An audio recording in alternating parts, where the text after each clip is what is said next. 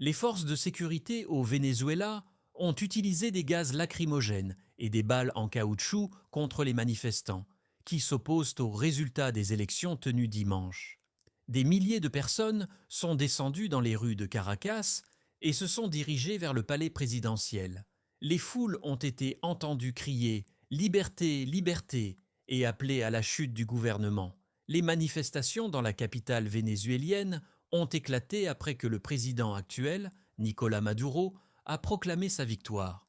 L'opposition considère la déclaration de Maduro comme une fraude et croit que le candidat de l'opposition, Edmundo González, a remporté plus de 73% des voix.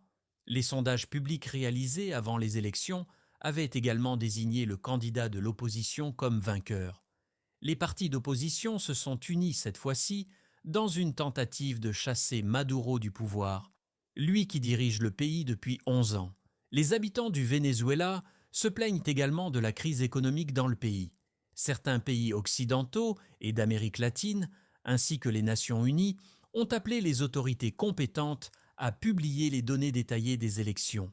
L'Argentine est l'un des pays qui a refusé de reconnaître la victoire de Maduro aux élections et, en réponse, le Venezuela a rappelé ses diplomates de Buenos Aires.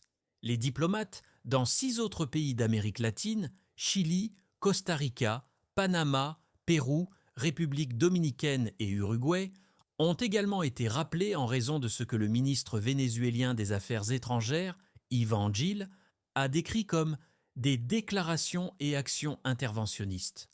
Le gouvernement vénézuélien a annoncé qu'il avait temporairement suspendu les vols commerciaux avec le Panama et la République dominicaine. Maduro a accusé l'opposition de tenter un coup d'État.